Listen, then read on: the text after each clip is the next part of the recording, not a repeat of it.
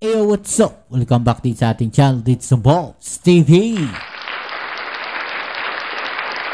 Alright, so tayo nagbabalik muli mga babayan at ito, pag-usapan natin itong masamang balita dito po kay Senator Marcoleta.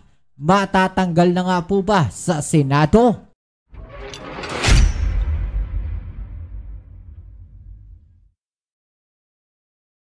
That appropriate cases will be filed. And of course, to also provide our legal opinion. Sa aming legal opinion, sa aking legal opinion, talagang pambababoy ng batas ang ginagawa ni Rodante Marcoleta. At yung bang proud na proud ka pa with impunity na nagsisinungaling ka sa sose mo, that's something that's unheard of. And I am amazed that this is being done by a lawyer supposedly. And speaking of, may kaugnayan din po dyan, no? Isa pa nga kaso na, hindi pa nga niya na bibigyang liwanag, no? Yung affidavit na fake, na ni Gutesa, di ba? Siya yung nag-present ng witness na apparently fake pala yung affidavit. Tingin nyo, dapat siyang maparusahan or panagutin ng Senado sa ginawa niya nito? Well, di ba, ang sabi naman sa batas is the one who introduced a fake document is presumed to have authored it, di ba? So, sino ba ang nagpresenta dito kay Gutesa?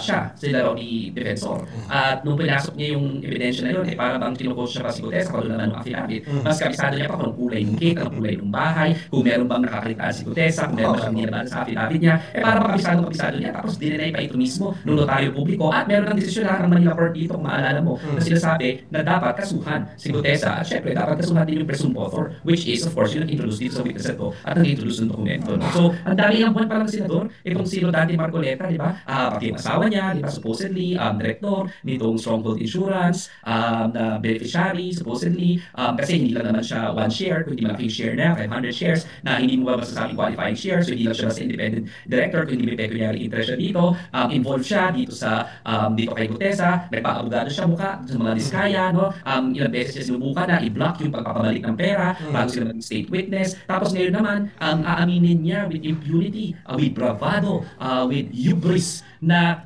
hindi totoo yung declaration in the sworn statement. Ano ba ito? Bakit ba natin pinapayagan yung mga ganitong klaseng leader na para bang wala sa kanilang rule of law? At ang tingin nila, above sila sa rules, above sila sa batas, above sila sa constitution. Diba? We should not tolerate these kinds of people who are treating our democracy with impunity. Never again. And they should be held into account and made to pay for their transgressions against our law. Isa lang bansa natin, at andito sa bansang ito, ang pinakamataas dapat ang konstitusyon, ang batas, hindi personalidad na katulad ni Marcoleta.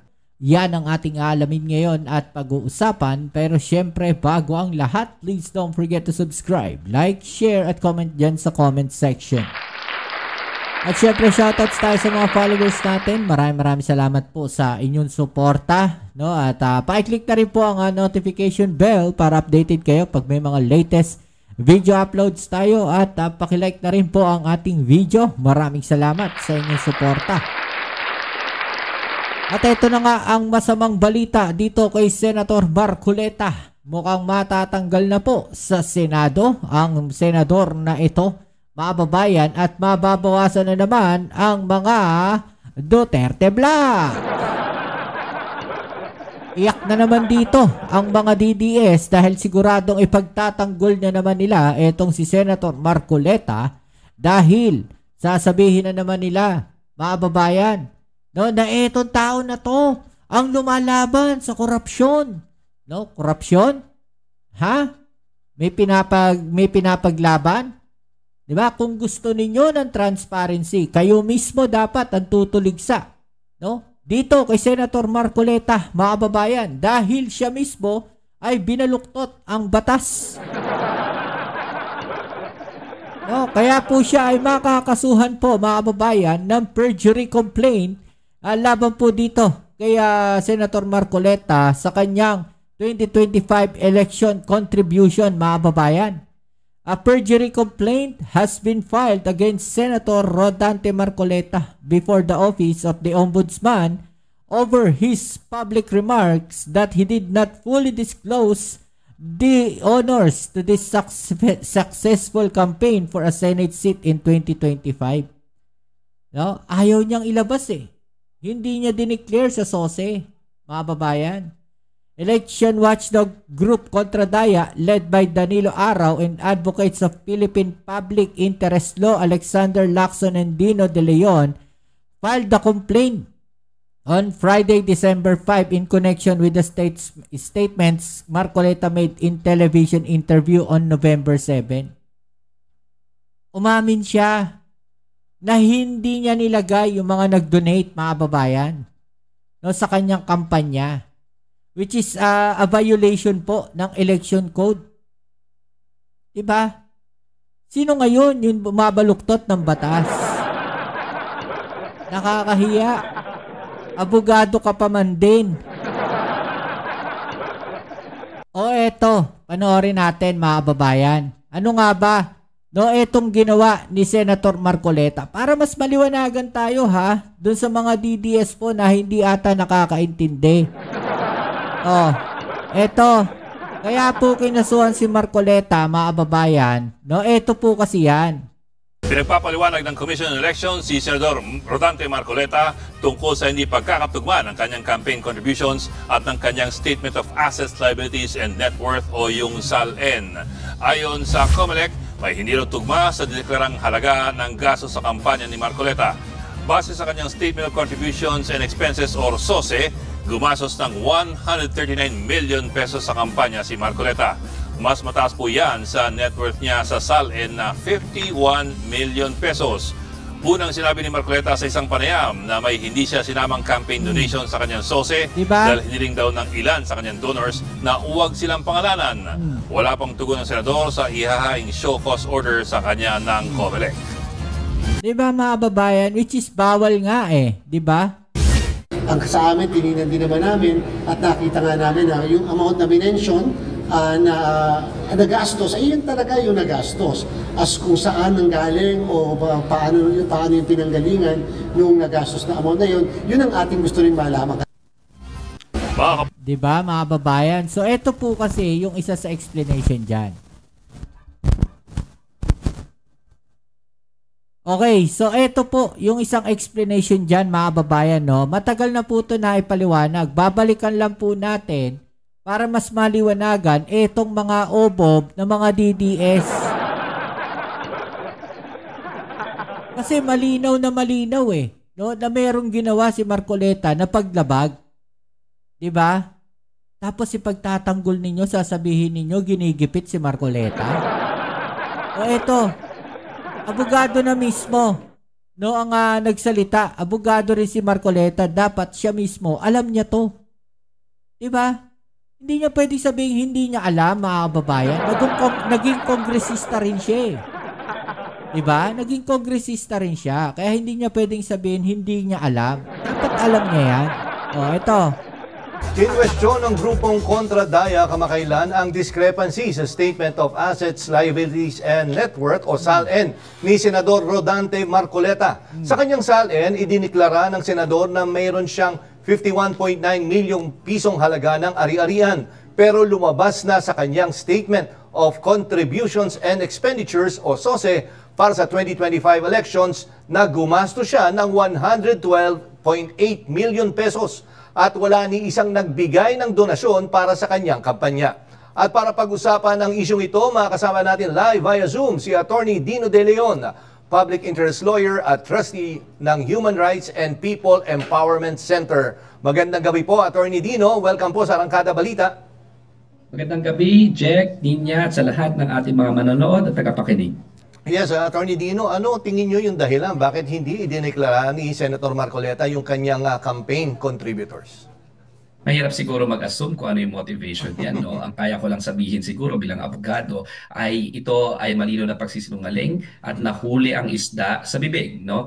Ang malinaw na malinaw sa pag-amin ni Rodante Marcoleta sa interview niya, no, sa Net25 na marami siyang mga kaibigan supposedly na nag-donate sa kanyang kampanya na hindi. Di ba? Umamin siya. Di ba? As long na may pag-amin, mga kababayan, pwede siyang gamitin ebidensya dito kay Marcoleta. Umamin siya. No, na ginawa niya talaga 'yon. 'Di ba? Wala na siya pwedeng ipalusot siguro dito, mga kababayan. No? Talagang madadali, matatanggal na nga ata itong si Marcoleta sa Senado dahil po sa kanya mga pinagagawa, mga kababayan, no? hindi niya nilagay sa SOSE kasi inilig daw ng mga kaibigan na iyon na hindi dapat sila na-declare at anonymous dapat sila. Violation ba yan ng batas? Malinaw na violation yan kasi dalawang bagay. Una, sa Omnibus Election Code, nire-require na magkaroon ng statement of contributions and expenses ang bawat kandidato. At in fact, alam mo ba, Jack at Nina, kung hindi ka mag-file niyan, hindi ka makakasum ng office. No? In other words, ibig sabihin, at ito ay sworn statement. At pag hindi ka nag-file niyan or mali ang filing mo niyan, ito ay violation ng Omnibus Election Code at considered na election offense. At pwede ka pa election offense, ma'am, mga kababayan, ha? Election offense, malinaw daw. May paglabag, may violation si Marcoleta. Diba? Oh, malinaw eh. Tapos sasabihin ninyo, wala. Pagtatanggol ninyo, diba? Malinaw, may violation, mga kababayan. Kaya wag kami. No, wag kami. Huwag kami, iba na lang. patawan ng kulong na 1 year to 6 years, no? At pwedeng ma-disqualify from... i-disqualify na yan! No? Kulong, tapos disqualify. Ganun dapat. No? Tanggalin sa Senado. Huwag na magpatumpik-tumpik pa. Umamin na eh. From assuming office. Yun yung unang-una. Pangalawa, dahil sworn statement ito, notarized, pwede siyang makasuhan ng perjury according sa revised penal code. At napakalinaw din na ito ay violation ng mga oath niya bilang isang public officer. Violation ng ethical standards rin yan, no? At ethics ng Senado. Ibang-iba pa usapan yung yung oath niya to uphold the law always bilang isang abogado. So napakarami mga kaso at unethical ito pagsisinungaling na ito. Ang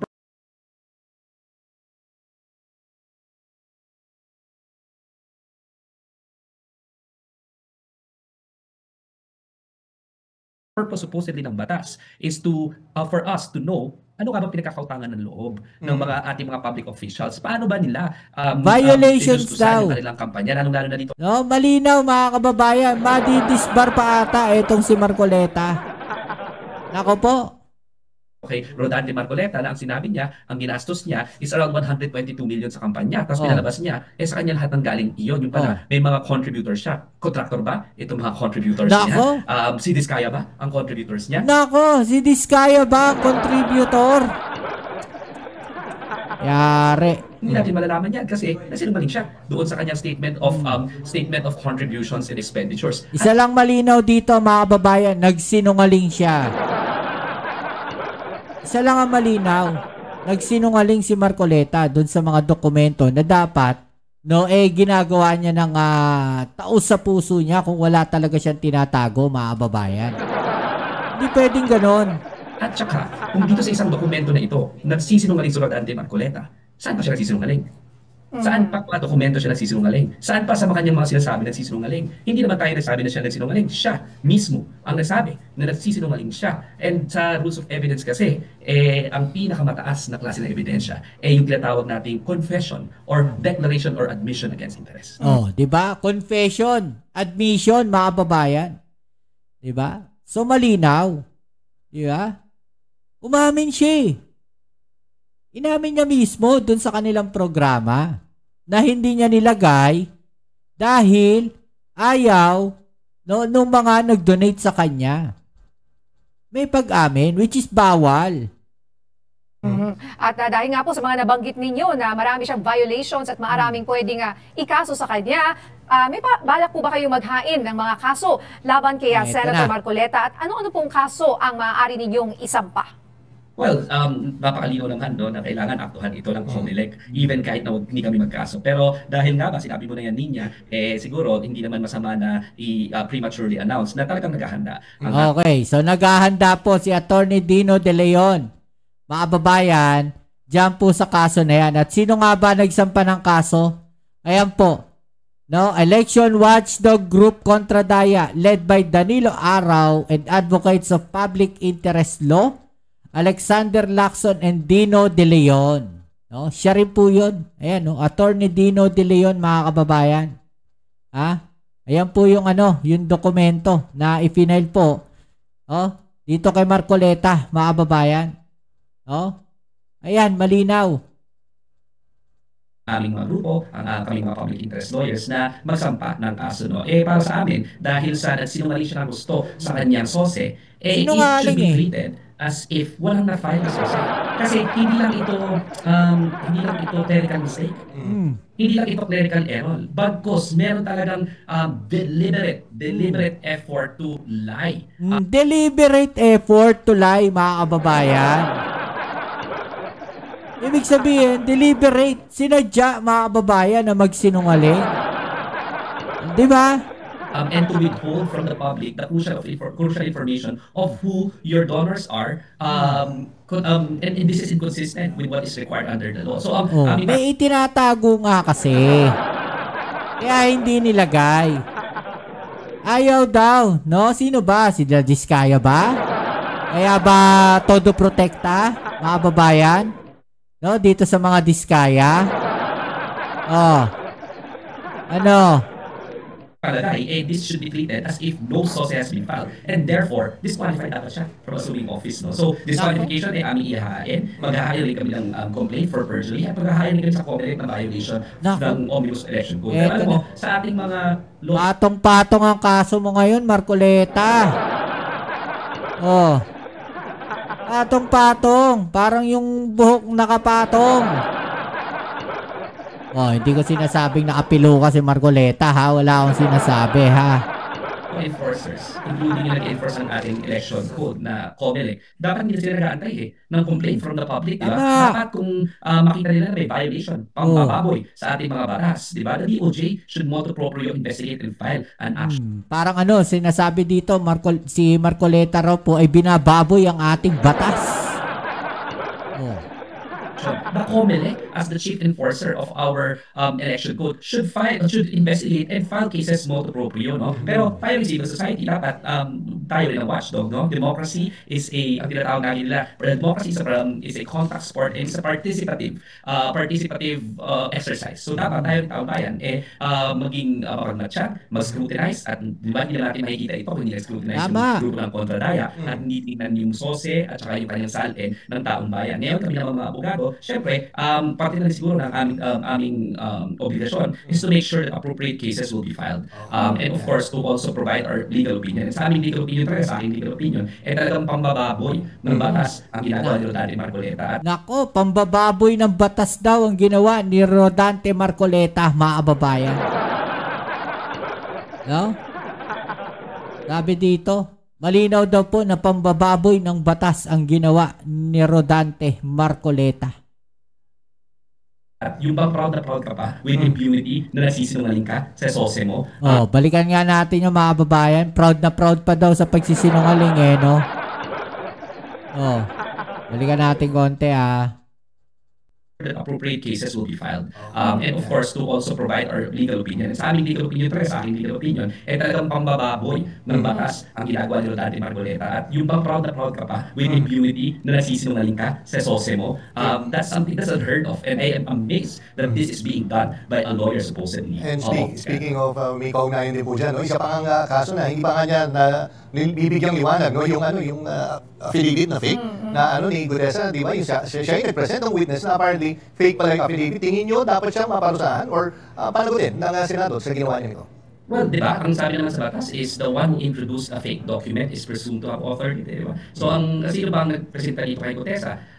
Sila raw ni Defensor. At nung pinasok niya yung ebidensya na yun, para bang kinukos siya pa si Gutesa kung naman ng affidavit. Mas kabisado niya pa kung kulay ng cake, ang kulay ng bahay, kung meron bang nakakalitaan si Gutesa, kung meron ba siyang nilabas sa affidavit niya, para bang kabisado niya. Tapos dinenay pa ito mismo ng notaryo publiko at meron ng desisyon ng Manila Court dito, kung maalala mo, na sinasabi na dapat kasuhan si Gutesa at syempre dapat kasuhan din yung presumed author, which is of course yung nag-introduce dito sa witness ito at nag-introduce ng dokumento. No? So, ang dami ng buwan pa lang senador, itong si Rodante Marcoleta, di ba? Pati yung asawa niya, di ba? Supposedly, director nitong Stronghold Insurance, na beneficiary, supposedly, kasi hindi lang naman siya one share, kundi malaking share na, 500 shares, na hindi mo ba masasabing qualifying shares, so hindi lang siya as independent director, kundi may pecuniary interest siya dito, involved siya dito sa, dito kay Gutesa, nagpa-abogado siya mukha sa mga Diskaya, no? Ilang beses siya sinubukan na i-block yung pagpapabalik ng pera, sila maging state witness. Tapos ngayon naman, aaminin niya with impunity, with bravado, with hubris na hindi totoo yung declarations in the sworn statement. Ano klase ito? Bakit ba natin pinapayagan yung mga ganitong klaseng leader na para bang wala sa kanilang rule of law? At ang tingin nila, above sila sa rules, above sila sa batas, above sila sa constitution. Diba? We should not tolerate these kinds of people who are treating our democracy with impunity. Never again. And they should be held into account and made to pay for their transgressions against our law. Isa lang bansa natin, at andito sa bansang ito, ang pinakamataas dapat ang konstitusyon, ang batas, hindi personalidad na katulad ni Marcoleta. Opo. And last question, Attorney, may 2 kilos protesta o pagtitipon na kontra katiwalian ngayong buwan. Ano po ang masasabi ninyo? Alright, so yung mga kababayan, ano? So, yan, sana naliwanagan na, no, itong mga DDS na to, kung ano talaga yung violation itong si Marcoleta. At huwag nyo na ipagtanggol. No, kitang-kita may pagkakamali. Diba? Paano kung yan ay kaalyado ng ating Pangulo? Baka gigil na gigil kayo. Diba? Sasabihin ninyo sinungaling talaga yung administrasyon na yan. Pero pagka yung mga nandiyan sa inyong parlor, mga kaalyado ninyo, aba, todo protekta kayo. Oh. Ano masasabi po ninyo dito, mga babayan? No? I-comment sa ibaba yung mga opinion na atin yung pag-usapan. Right? So yan muli, kita-kits tayo sa ating next video upload. Ito po muli ang inyong Kuya Mobs, dito sa Mobs TV. Peace and out.